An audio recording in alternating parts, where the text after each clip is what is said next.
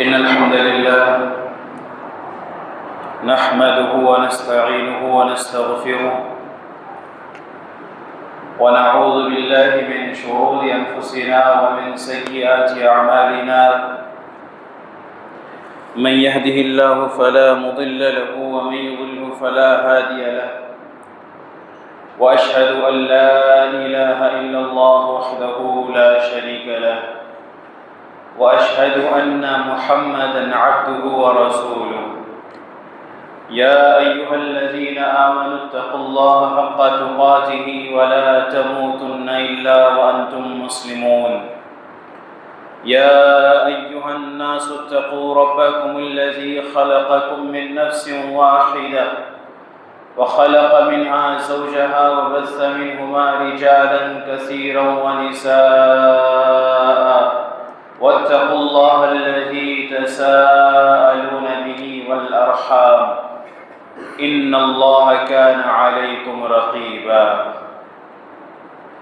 يا أيها الذين آمنوا اتقوا الله وقولوا قولا سديدا يصلح لكم أعمالكم ويغفر لكم ذنوبكم ومن يطع الله ورسوله فقد فاز فوزا عظيما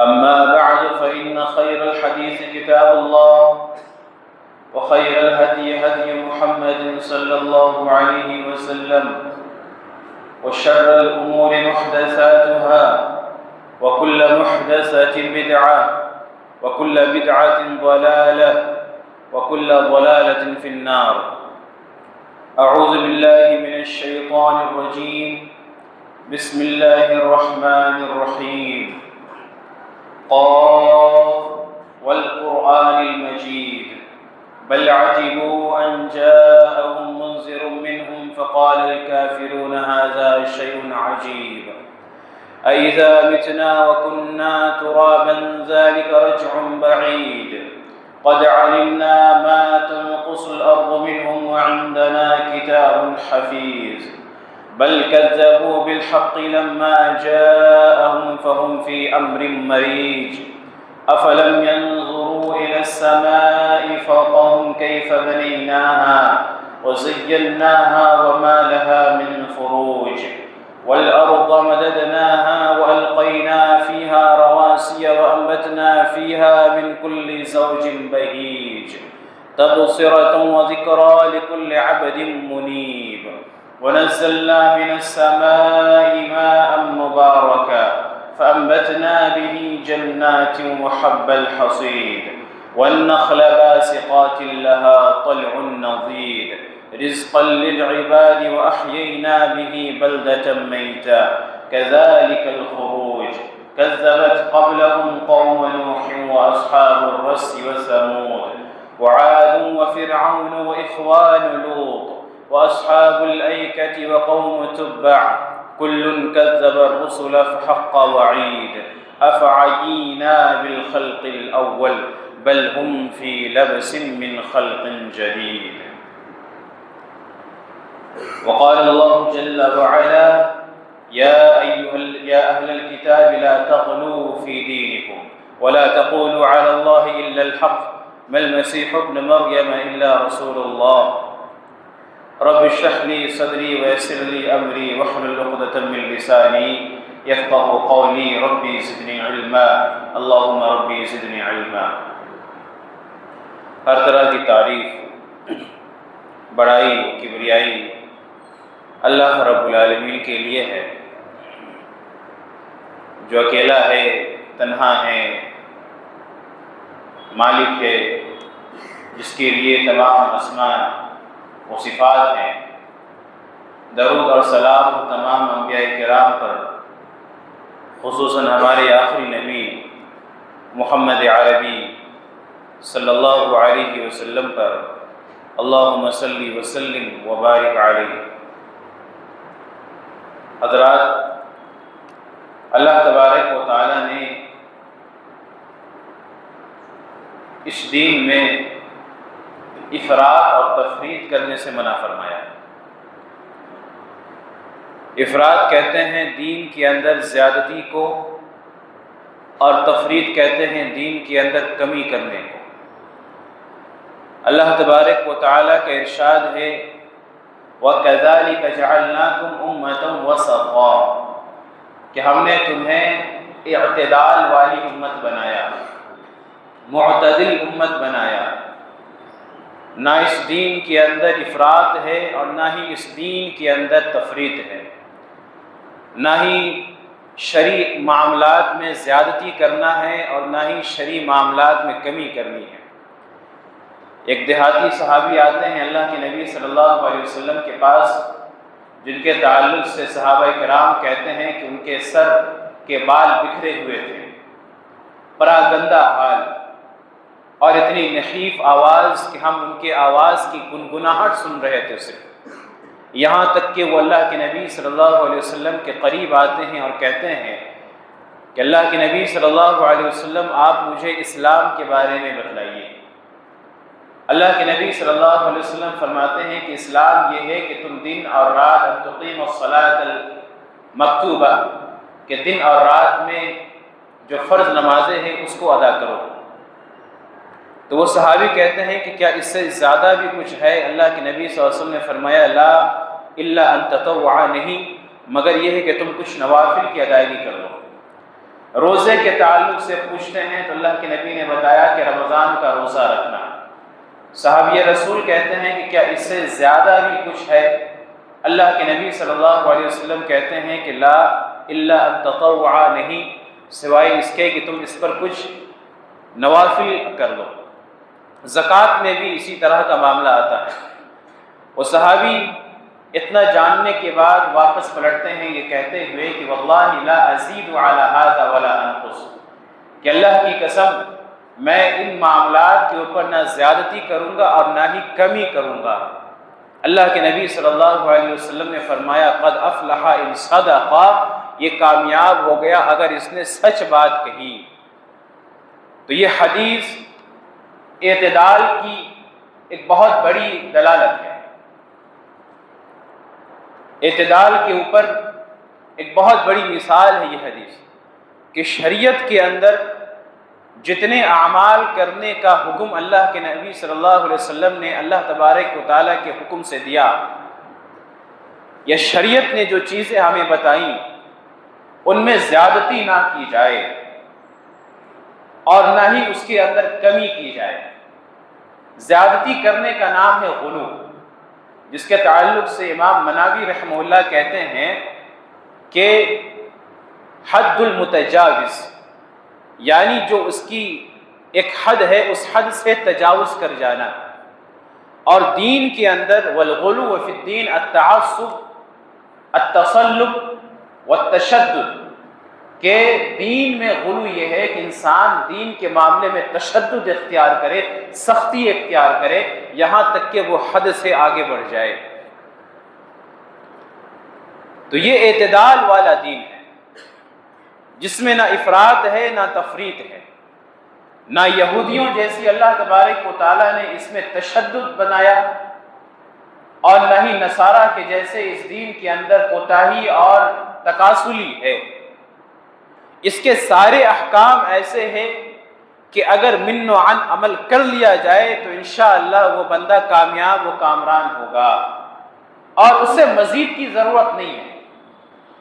آج یہی غلو کا نتیجہ ہے کہ دین کے اندر ہم نے نئی نئی باتیں ایجاد کی ہوئی ہیں، ہر معاملے میں نئی باتیں ہیں، عبادات ہیں، معاملات ہیں، کاروبار ہیں، تجارتیں ہیں، نکاح ہے، شادی بیاہ ہے، طلاق کا معاملہ ہو، خلا کا معاملہ ہو، ہر چیز میں نئی نئی باتیں ایجاد کر لی گئی ہیں۔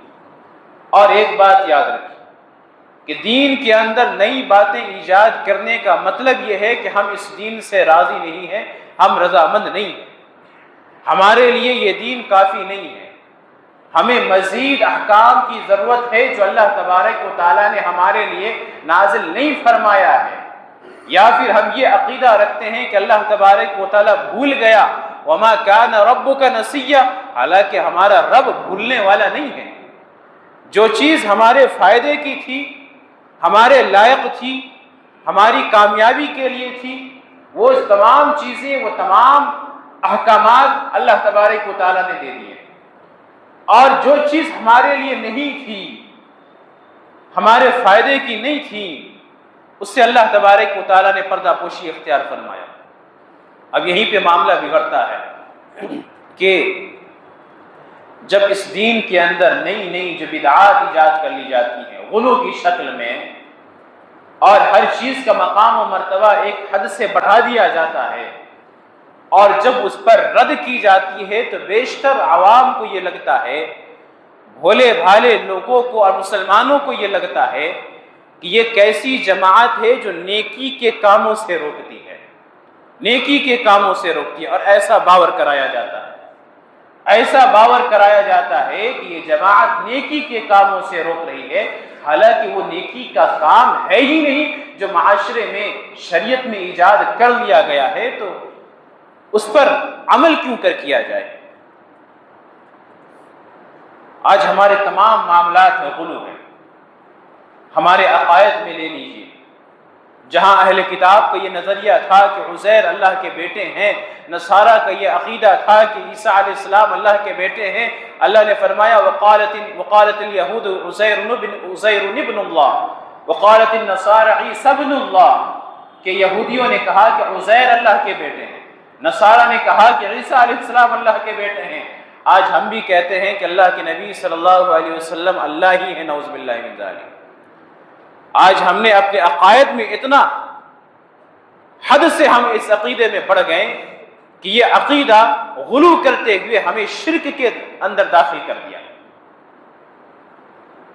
ہم یہود و نصارہ سے پیچھے نہ رہیں، انہوں نے جو عقیدہ اپنایا تھا، جس عقیدے کی بنا پر ان کی سرزنش کی گئی، جس کے بنا پر انہیں مغضوب اور ضالین کہا گیا، آج ہم ان کے نقش قدم پر چلتے ہوئے انہی القابات کے متحقق ہو رہے ہیں جو اللہ تبارک و تعالیٰ نے انہیں نوازا۔ آج ہم بھی مغضوب علیہم ہو رہے ہیں، آج ہم بھی ضالین ہو رہے ہیں یہود و نصارہ کے عقائد کو اختیار کرنے کی بنا پر۔ اور حق ہے، اللہ کے نبی صلی اللہ علیہ وسلم نے فرما دیا تھا کہ یہ امت اپنے پچھلی قوموں کی ویسی اتباع کرے گی جیسے ایک جوتا دوسرے جوتے کے برابر میں ہوتا ہے، یعنی جس طریقے سے دونوں میں کوئی فرق نہیں ہوتا، یہ قوم اپنے پچھلی امتوں کی اتباع میں کوئی تفریق نہیں چھوڑے گی، بالکل برابری پر چلے گی۔ آج وہ تمام عقائد جو یہود و نصارہ کی تھی، جس پر اللہ تبارک و تعالیٰ نے سرزنش کی، اللہ نے جس پر ان کی ملامت کی، اللہ نے جس پر انہیں تہدید اور دھمکایا اور ڈرایا، آج وہ تمام عقائد کسی نہ کسی صورت میں اسلام کے اندر اور مسلمانوں کے اندر داخل ہو رہے ہیں۔ یہودیوں نے کہا کہ عزیر اللہ کے بیٹے ہیں، نصارہ نے کہا کہ عیسیٰ علیہ السلام اللہ کے بیٹے ہیں۔ کیسے کہہ سکتے ہیں؟ اللہ تبارک و تعالیٰ نے فرمایا وَقَالُوا اتَّخَذَ الرَّحْمَنُ وَلَدًا لَقَدْ جِئْتُمْ شَيْئًا إِدًّا تَكَادُ السَّمَاوَاتُ يَتَفَطَّرْنَ مِنْهُ وَتَنشَقُّ الْجِبَالُ وَتَنشَقُّ الْأَرْضُ وَتَخِرُّ الْجِبَالُ هَدًّا، کہ لوگوں نے کہا کہ رحمان نے اپنے لیے بیٹا بنایا ہوا ہے۔ یہ بہت بھاری بات ہے جو اللہ تبارک و تعالیٰ پر ڈالی جاتی ہے۔ قریب ہے کہ آسمان پھٹ پڑے، زمین پھٹ پڑے، پہاڑ ریزہ ریزہ ہو جائے، جو بات انہوں نے اللہ تبارک و تعالیٰ پر گڑھی ہے۔ آج عقیدے کے اندر غلو کیسے ہم لوگوں نے کیا کہ اللہ کے نبی صلی اللہ علیہ وسلم کے تعلق سے اور اللہ کے نبی صلی اللہ علیہ وسلم کے امتیوں کے تعلق سے ہم نے ایسے عقائد کر لیے جو عقائد دین کے اندر عقائد کے معاملے میں غلو کی طرف لے جاتی ہیں، غلو میں داخل کر دیتی ہیں۔ ہمارا معاملہ کیا ہے؟ ائمہ کا درجہ نبیوں تک ہم بڑھا دیتے ہیں، نبیوں کا درجہ الہ تک بڑھا دیتے ہیں، اور اللہ تبارک و تعالیٰ کو بالکل معدوم کر دیتے ہیں۔ ایسا غلو اور ایسی زیادتی عقائد کے اندر ہماری آج موجود ہے۔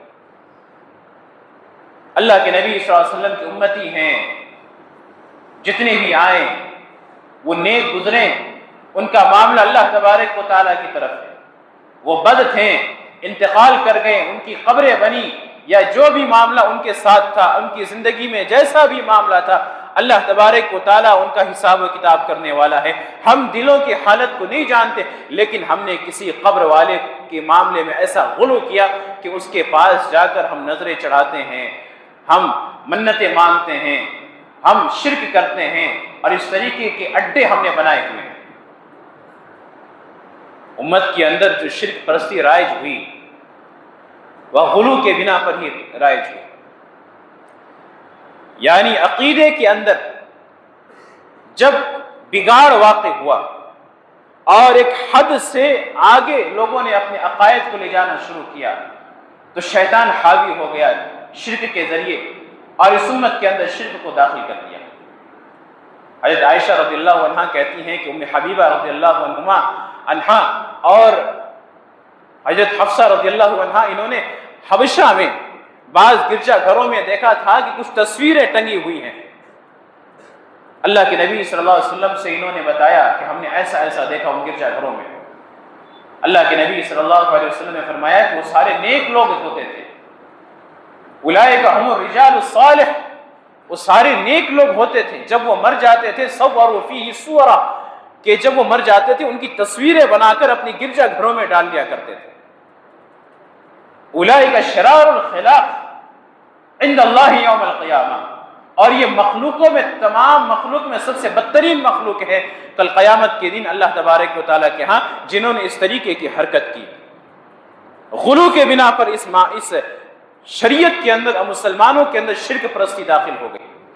ہم نے اس حد میں رہنا گوارا نہیں کیا جو حد اللہ تبارک و تعالیٰ نے باندھی تھی۔ قوم نوح میں جو شیطان آتا ہے اور ورگلاتا ہے، بہکاتا ہے کہ تمہارے جو نیک لوگ گزرے ہیں ان کی مورتیاں بنا لو، رکھ لو، انہوں نے مورتیاں بنا لی، ان کے جائے عبادت پر رکھ لی۔ جب وہ نسل گزر جاتی ہے تو کہتے ہیں کہ تمہارے آبا و اجداد اس کی عبادت کرتے تھے، عبادت کرو، عبادت شروع کر دی جاتی ہے۔ تو غلو کے اوپر ہم نے دھیان نہیں دیا۔ شریعت نے جتنی حد بنائی ہے، جو حد کھینچی ہے، جو سرحد متعین فرمائی ہے عبادت کے تعلق سے، عقائد کے تعلق سے، معاملات کے تعلق سے، اگر ہم نے اس حد کو پار کیا تو گویا کہ ہم نے دین اسلام کے اندر غلو کیا۔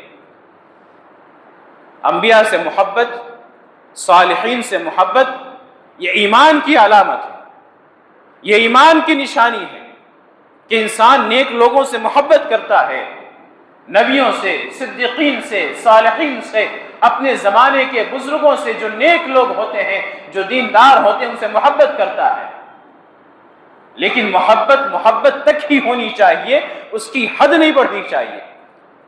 اللہ کے نبی صلی اللہ علیہ وسلم نے تو اپنے تعلق سے بیان فرما دیا، لا تطرونی کما اطرت النصارى ابن مریم، کہ میری محبت میں غلو مت کرنا، جیسا کہ نصارہ نے ابن مریم کے تعلق سے غلو کیا۔ وہ ابن مریم اللہ کے بندے اور اللہ کے رسول ہیں، اللہ کی روح ہیں، جن کا القاء اللہ تبارک و تعالی نے مریم علیہ السلام کے اوپر کیا۔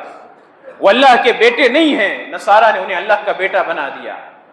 اللہ کے نبی صلی اللہ علیہ وسلم نے دو ٹوک لفظوں میں فرمایا تھا کہ لا تطرونی کما اطرت النصارى ابن مریم، کہ میرے معاملے میں غلو سے کام مت لینا جیسا کہ لوگوں نے ابن مریم کے تعلق سے غلو سے کام لیا۔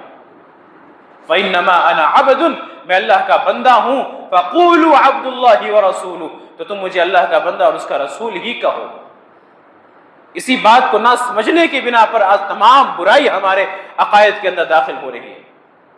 بیشتر ایسے عقائد کے عقدی مسائل ہیں جس میں ہم بگاڑ کے شکار ہو گئے ہیں۔ اللہ کے نبی صلی اللہ علیہ وسلم نے اپنے تعلق سے کہا کہ میرے معاملے میں غلو نہ کرو، میں اللہ کا بندہ ہوں، اللہ کا رسول ہوں۔ ہم نے ماننے سے انکار کر دیا، اللہ کے نبی صلی اللہ علیہ وسلم کی اس بات کو ماننے سے انکار کر دیا، اور ہم نے کہا کہ اللہ کے نبی صلی اللہ علیہ وسلم اللہ کے بندے نہیں، اللہ کے نبی صلی اللہ علیہ وسلم خود بذات خود اللہ تبارک و تعالیٰ نعوذ باللہ من ذالک۔ اس طریقے کا معاملہ جب غلو میں دین کے اندر جب غلو اس طریقے سے داخل ہوتا ہے تو پھر وہ ہمیں کہیں کا نہیں چھوڑتا، ہمارے عقیدے پر ایسا ضرب لگاتا ہے کہ صحیح عقیدہ چکنا چور ہو کے رہ جاتا، اور عقائد باطلہ لے کر ہم ڈھوتے پھرتے ہیں اور اس زوم میں رہتے ہیں، اس خوش فہمی میں رہتے ہیں کہ ہماری نجات ہو جائے گی، کل قیامت کے روز ہماری کامیابی ہو جائے گی، لیکن کامیابی ہونے والی نہیں۔ کیونکہ ہم نے عقیدے میں غلو کو داخل کیا اور اس غلو نے ہمیں شرک تک پہنچا دیا۔ اللہ کے نبی صلی اللہ علیہ وسلم نے اپنے بارے میں بیان فرمایا، لا تطرونی کما اطرت النصارى ابن مریم، میری اطاعت میں اور میری محبت میں ویسا غلو مت کرنا جیسا کہ نصارہ نے ابن مریم کے تعلق سے کیا تھا۔ تو اللہ کے نبی کے بعد آنے والے جتنے بھی امتی ہیں ان کا پھر کیا معاملہ ہے؟ اور تو مزید یہ کہ اللہ کے نبی صلی اللہ علیہ وسلم کی محبت کی ایک حد بھی بتا دی شریعت نے کہ اے نبی صلی اللہ علیہ وسلم کہہ دیجئے، قل لا املک لنفسی نفعا ولا ضرا الا ما شاء اللہ ولو كنت اعلم الغیب لاستکثرت من الخیر وما مسنی السوء، کہ میں نفع نقصان کی ملکیت نہیں رکھتا۔ اللہ نفع دینا چاہے تو میں اسے ٹال نہیں سکتا، اللہ تمہیں نقصان پہنچانا چاہے تو میں اسے کھینچ کے ہٹا نہیں سکتا، میں نفع نقصان کا مالک نہیں ہوں اور نہ ہی میں غیب جانتا ہوں، اگر غیب جانتا تو میں اپنے لیے بھلائیاں جمع کر لیتا۔ لیکن ہم کیا کہتے ہیں کہ نہیں، قرآن کی آیت جھوٹی ہے، نعوذ باللہ من ذالک۔ کیسے؟ اللہ کے نبی صلی اللہ علیہ وسلم کی قبر تک تو رسائی ممکن نہیں ہے لوگوں کی، الحمدللہ، لیکن اس کے علاوہ مختلف مقامات پر ایسے لوگوں کی قبریں بنا لی گئی ہیں اور ان پر مجاورین نے ایسا دھندا جمایا ہوا ہے کہ یہ باور کراتے ہیں کہ یہی ہمارے نفع اور نقصان کے مالک ہیں، اپنے نقصان میں ان تک رجوع کرتے ہیں، اپنے نفع میں ان کا شکر ادا کرتے ہیں، اور مختلف مواقع پر مختلف اوقات میں ان کے قبروں کے چکر لگاتے ہیں، ان کے سامنے سجدہ ریز ہوتے ہیں، ان کے سامنے عاجزی کے ساتھ خشوع اور خضوع کے ساتھ کھڑے ہوتے ہیں، انہیں پیٹھ دکھانا گوارا نہیں کرتے اور الٹے واپس نکلتے ہیں اس دربار سے۔ جو آیت کریمہ پڑھی گئی کہ اللہ کے نبی صلی اللہ علیہ وسلم کے تعلق سے اللہ نے ارشاد فرمایا، قل، اے نبی صلی اللہ علیہ وسلم آپ کہہ دیجئے، لا املک لنفسی نفعا ولا ضرا، میں اپنے نفس کے لیے نفع اور نقصان کا مالک نہیں ہوں، تو میں دوسروں کو نفع اور نقصان کیسے پہنچا سکتا ہوں؟ اب آپ مجھے یہ بتائیے کہ اللہ تبارک و تعالیٰ نے اللہ کے نبی صلی اللہ علیہ وسلم کو دو ٹوک فرما دیا کہ آپ امت والوں کو اعلان کر دیجئے کہ نفع اور نقصان کی ملکیت صرف ہماری ہے، اللہ تبارک و تعالیٰ کی ہے۔ اب یہاں بعد کے زمانے میں امت والے بیدار ہوتے ہیں، بعض ایسے لوگ آتے ہیں، عوام الناس پیدا ہوتی ہیں، اور جو اللہ کے نبی صلی اللہ علیہ وسلم تو دور کی بات، آپ کی امتی جن کا مقام بحر صورت اللہ کے نبی صلی اللہ علیہ وسلم کے مقابلے میں کچھ بھی نہیں ہے، نفع اور نقصان کی ملکیت دے دیتے ہیں، کائنات کا تصرف انہیں دے دیتے ہیں، اور اس طریقے سے اپنے عقیدے پر ضرب لگاتے ہیں، اپنے عقیدے کو خراب کرتے ہیں۔ تو اللہ کے نبی صلی اللہ علیہ وسلم کے تعلق سے بھی شریعت نے جو حد کھینچی ہے، اگر ہم اس حد میں رہیں تو ہمارے عقائد کی اصلاح رہے گی، ورنہ اگر ہم نے اس حد کو پار کیا اور ہم نے اللہ کے نبی صلی اللہ علیہ وسلم کو وہ مقام دے دیا جو مقام اللہ تبارک و تعالیٰ کا ہے، تو یقین جانے ہمارے عقیدے میں ضرب پڑ جائے گی اور ہم صحیح عقیدے سے دور جا گریں گے۔ آج اسی غلط عقائد کے حاصل کرنے کا نتیجہ ہے کہ ہم نے جگہ جگہ قبروں کو مزار بنایا ہوا ہے، حالانکہ اللہ کے نبی صلی اللہ علیہ وسلم نے اپنے آخری عمر میں ارشاد فرمایا تھا، لعنت اللہ علی الیہود والنصارى اتخذوا قبور انبیائہم مساجدا، کہ اللہ کی لعنت ہو یہود و نصارہ پر کہ انہوں نے اپنے نبیوں کی قبروں کو مسجدیں بنا لی، غیروں کی قبروں کو نہیں۔ امم سابقہ نے اپنے نبیوں کے قبروں کو مسجدیں بنا لی تھی، مزار کی جگہ بنا لی تھی، وہاں جاتے تھے، وہاں سجدہ ریز ہوتے تھے، جھکتے تھے، ان سے مانگتے تھے۔ اللہ کے نبی نے ایسے لوگوں پر لعنت فرمائی۔ ہم نے تو غیروں کی قبروں کو مزار بنایا ہوا ہے، جس کی حالات زندگی ہمیں معلوم نہیں، جو اپنی زندگی میں کھاتا پیتا تھا، جو اپنی زندگی میں فرما برداری نافرمانیاں کیا کرتا تھا، جو بیمار پڑا، جو صحت یاب ہوا، جو شفا یاب ہوا، جسے طرح طرح کی پریشانیاں آئیں، ایسے لوگوں کی قبروں کو بھی ہم نے مزار بنایا ہوا ہے۔ تو ویسے تمام لوگ اللہ کے نبی صلی اللہ علیہ وسلم کے لعنت کے مستحق ہیں جنہوں نے کسی بھی قبر کو مزار بنایا یا کسی بھی قبر کو سجدہ گاہ بنایا، وہاں جا کر سجدہ کرتے ہیں، رکوع کرتے ہیں اور وہ تمام امور انجام دیتے ہیں جو اللہ تبارک و تعالیٰ کے لیے خاص ہے۔ تو آج ہم نے اپنے عقیدے میں غلو کو داخل کر لیا، وہ حد جو شریعت نے ہمیں دی تھی ہم اس حد سے تجاوز کر گئے۔ آج نتیجہ یہ ہے کہ بیشتر کے عقائد متزلزل ہیں، عقیدہ صحیحہ سے منحرف ہیں، باطل عقائد کے حاملین ہیں، چاہے کسی بھی طرح سے۔ آج ہمیں معلوم نہیں کہ صحیح عقیدہ کیا ہے، غلط عقیدہ کیا ہے، ہمارے عقائد کی اصلاح کیسے ہونی ہے، صحیح عقائد کہاں سے اخذ کرنے ہیں نہیں معلوم۔ جیسے معاشرہ چل رہا ہے، جیسے جیسے لوگ چل رہے ہیں ہم چلتے رہتے ہیں۔ تو غلو میں، اپنے عقیدے میں غلو کو داخل کرنے سے بچائیں۔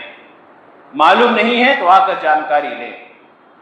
یہی تو ہمارا ایک سرمایہ ہے عقیدے کا، کہ کل قیامت کے روز جب ساری مخلوقات جمع ہوگی، سارے لوگ جمع ہوں گے، تو اس عقیدے کے بیس پر ہم کو چھانٹا جائے گا۔ جو توحید پرست ہوگا اسے الگ کیا جائے گا، اس کی کامیابی کی ضمانت دی جائے گی۔ جس کا عقیدہ گڑبڑایا، جو شرک میں داخل ہو پڑا، وہ جہنم کی گھاٹی میں جا گرے گا۔ یہی تو ہمارا سرمایہ ہے کامیابی کو حاصل کرنے کا، یہی ایک ذریعہ ہے فلاح کو حاصل کرنے کا۔ اب اسی کے تعلق سے ہم 100% متیقن نہیں ہے کہ ہمارا یہ عقیدہ صحیح بھی ہے یا صحیح نہیں ہے، اور نہ ہی جاننے کی ہم کوشش کرتے ہیں۔ تو اپنے عقائد میں غلو کو داخل کرنے سے بچیں۔ اسی طریقے سے غلو صرف عقیدے میں نہیں ہوتا ہے، غلو ہماری عبادتوں میں بھی داخل ہو چکا ہے، ہماری عبادتوں میں بھی۔ ایک صحابی آتے ہیں اللہ کے نبی صلی اللہ علیہ وسلم کے پاس، کہتے ہیں کہ اللہ کے نبی صلی اللہ علیہ وسلم آپ مجھے وضو کا طریقہ سکھا دیجئے۔ اللہ کے نبی صلی اللہ علیہ وسلم وضو کرتے ہیں جو مسنون وضو ہے۔ صحابی کہتے ہیں کہ اللہ کے نبی صلی اللہ علیہ وسلم نے اپنے ہر اعضاء کو 3 مرتبہ دھویا۔ پھر اللہ کے نبی صلی اللہ علیہ وسلم نے ارشاد فرمایا فمن زاد علی ھذا فقد اساء وظلم وتعدى، کہ جس نے اس پر زیادتی کی اس نے برا کیا، سرکشی کی، ظلم کیا۔ آج ہماری جو عبادتیں ہیں وہ اس قاعدے سے باہر نکل جاتی ہیں۔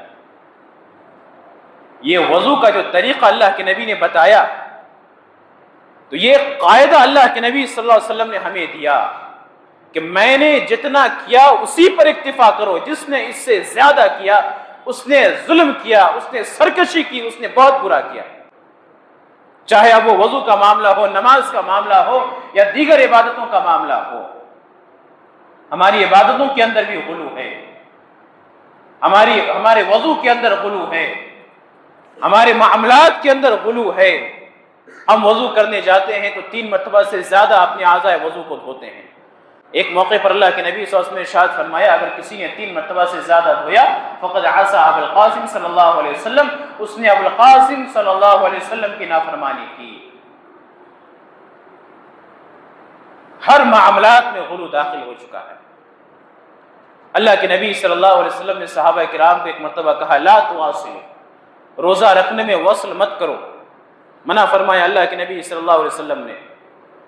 صحابہ کرام نے کہا کہ اللہ کے نبی صلی اللہ علیہ وسلم آپ تو کرتے ہیں، تو اللہ کے نبی نے فرمایا لست کامثالکم، میں تمہارے جیسا نہیں ہوں، میں اس حال میں رات گزارتا ہوں کہ اللہ تبارک و تعالیٰ مجھے کھلاتا، یطعمنی ربی ویسقینی، اور اللہ تبارک و تعالیٰ مجھے پلاتا ہے۔ وصل کہتے ہیں اس روزے کو کہ انسان افطار نہ کرے نہ ہی سحری کرے، بلکہ جو کھانے کی جو مدت ہے مغرب سے فجر تک اس میں کھائے پیے بھی نہیں، بلکہ دوسرے دن کا روزہ دوبارہ شروع کر دے بغیر کھائے پیے۔ شریعت نے منع فرمایا ہے اس وصل سے، ایسے روزے سے۔ صحابہ کرام نے کہا تھا کہ اللہ کے نبی صلی اللہ علیہ وسلم آپ تو کرتے ہیں، تو اللہ کے نبی نے فرمایا میں تمہارے جیسا نہیں ہوں۔ اچھا ٹھیک ہے، تم انکار کرتے ہو تو وصل کرو۔ صحابہ کرام نے وصل کیا، اللہ کے نبی نے بھی کرنا شروع کیا۔ 2 ہی دن ہوا تھا کہ وہ چاند دکھ گیا اور پھر صحابہ کرام نے روزے کو ختم کر دیا۔ اللہ کے نبی نے فرمایا کہ اگر یہ چاند نہیں دکھتا تو میں اور لمبا وصل کرتا کل منکل علیہم، گویا کہ اللہ کے نبی صلی اللہ علیہ وسلم انہیں سزا دے رہے تھے کہ تم کتنی طاقت رکھتے ہو۔ تو عبادتوں کے اندر بھی غلو داخل ہو چکا ہے۔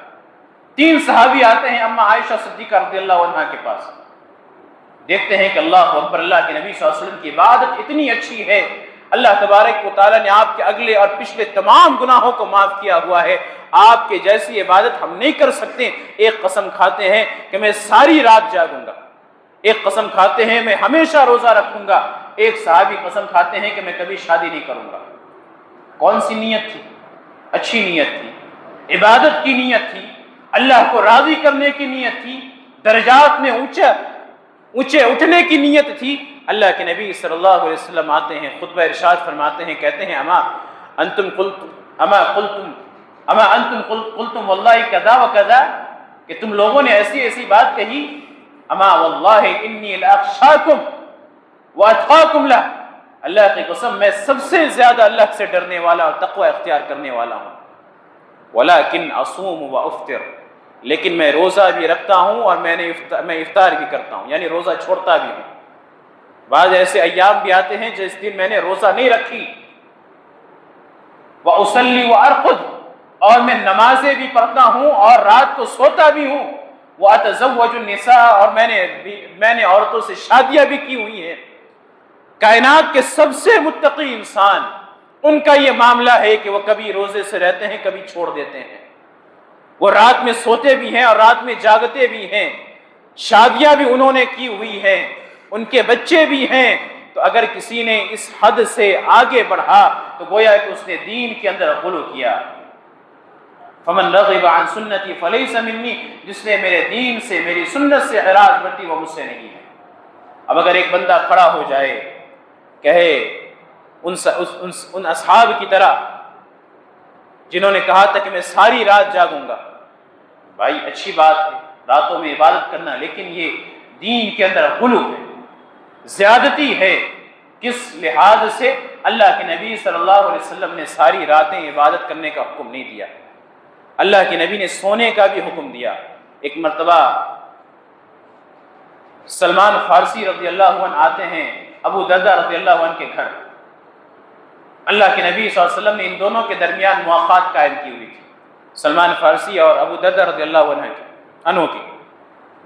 دیکھتے ہیں کہ ام دردہ رضی اللہ عنہ انتہائی خستہ حالت میں ہے، کوئی بناؤ سنگار نہیں، بال بکھرے ہوئے ہیں، ڈھنگ کا کپڑا نہیں ہے۔ پوچھتے ہیں کہ ام دردہ یہ کیا حالت بنا رکھی ہو، اپنے شوہر کے لیے زینت اختیار کرو، سجو سنورو۔ ام دردہ رضی اللہ عنہ کہتی ہیں کیوں سجوں، کیسے سجوں؟ ابو دردہ گھر آتے ہیں اور رات کو عبادت میں لگ جاتے، ساری رات عبادت کرتے ہیں، دن میں روزے سے رہتے ہیں، میری طرف ان کا التفات ہی نہیں ہے۔ وہ کہتے ہیں اچھا ٹھیک ہے آج میں یہاں گھر پہ رات گزاروں گا۔ ابو دردہ رضی اللہ عنہ آتے ہیں، کہتے ہیں کہ آؤ کھانا کھاتے ہیں۔ نہیں تم کھاؤ، میں روزے سے۔ سلمان فارسی رضی اللہ عنہ کہتے ہیں کہ میں اس وقت تک نہیں کھاؤں گا جب تک کہ تم میرے ساتھ بیٹھ کر نہ کھاؤ۔ ابو دردہ بھی بیٹھ کر کھاتے ہیں۔ مہمان کو کہتے ہیں، سلمان فارسی رضی اللہ عنہ کو کہتے ہیں کہ آپ سو جائیے میں عبادت کروں گا۔ سلمان فارسی رضی اللہ عنہ کہتے ہیں کہ میں اس وقت تک نہیں سوؤں گا جب تک تم بھی میرے ساتھ نہ سو جاؤ۔ ابو دردہ رضی اللہ عنہ بھی سو جاتے ہیں۔ جب 1/3 رات گزر جاتا ہے تو سلمان فارسی رضی اللہ عنہ بیدار ہوتے ہیں اور اٹھاتے ہیں کہ اٹھو اب عبادت کرنی ہے، اور پھر کہتے ہیں ان علیک لنفسک، ان لنفسک علیک حقا ولأہلک علیک حقا فاعطی کل ذی حق حقہ۔ کہ اے ابو دردہ رضی اللہ عنہ، آپ کے نفس کے اوپر حق ہے، آپ کے اہل و عیال پر حق ہے، آپ کے آل و اولاد پر حق ہے، ہر ایک کو اس کا حق ادا کیجئے۔ یعنی راتوں میں سوئیے بھی، عبادت بھی کیجئے، کسی وقت روزہ رکھیے، کسی دن روزہ سے نہ بھی رہیے۔ ابو دردہ کہتے ہیں کہ میں نے یہ بات اللہ کے نبی صلی اللہ علیہ وسلم کو بتائی، اللہ کے نبی صلی اللہ علیہ وسلم نے فرمایا کہ صدق سلمان رضی اللہ عنہ نے صحیح کہا، سچ بات کہی۔ آج یہ چیزیں ہمیں نہیں سمجھ میں آتی کہ کون سی حد میں رہنا ہے اور اس حد کو پار نہیں کرنی ہے۔ یہی وجہ ہے کہ دین کے اندر نئی نئی بدعات، نئی نئی چیزیں جو ہے رائج ہوتی جا رہی ہیں۔ غلو کے نام پر، اور غلو کے وجہ سے ہر چیزوں میں نئی بدعات داخل ہو چکی ہے۔ ہماری عبادتیں پہلی جیسی نہیں رہی، سنت کے مطابق نہیں رہی، سنتوں کے مطابق ہمارا کوئی عمل نہیں رہا۔ ایک شخص ظہر عصر کی نماز میدان عرفات میں اگر پڑھ رہا ہے، اللہ کے نبی صلی اللہ علیہ وسلم کے حکم کے مطابق وہ قصر کرے گا اور جمع کرے گا، ظہر عصر کی نماز جمع کر کے وہ پڑھے گا۔ لیکن اگر کوئی شخص آئے، نہیں میں پوری نماز پڑھوں گا، کیا غلطی ہے اس میں؟ مکمل نماز تو ساری دنیا کے لوگ پڑھتے ہی ہیں، ظہر کو اپنے وقت میں، عصر کو اپنے وقت میں، ظہر کی 4 رکعت، عصر کی 4 رکعت جو فرض ہے، تو گویا کہ اس نے شریعت کے معاملے میں غلو کیا۔ کیسے؟ اللہ کے نبی صلی اللہ علیہ وسلم نے جو حد بیان فرما دی تھی کہ میدان عرفات میں جو حاجی ٹھہریں گے 9 ذی الحجہ کو، ان کے لیے یہ ہے کہ وہ ظہر اور عصر کی نماز جمع کر کے، قصر کر کے وہ ادا کریں۔ لیکن ہم نے ایسا نہیں کیا۔ اگر کسی نے ایسا نہیں کیا تو گویا کہ اس نے شریعت کے معاملے میں حد سے تجاوز کیا، وہ شریعت کے معاملے میں وہ غلو سے کام لے رہا ہے۔ بالکل یہی معاملہ شریعت کے دیگر احکام کا بھی ہے، ہمارے عقائد، ہماری عبادتوں کا بھی ہے۔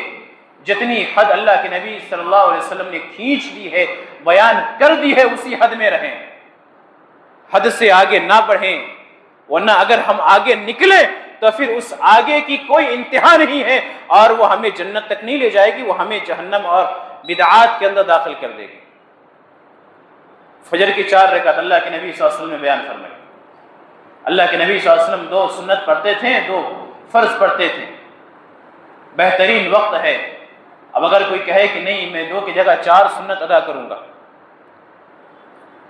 تو گویا کہ اس نے معاملے کے اندر، شریعت کے اس حکم کے اندر غلو سے کام لیا۔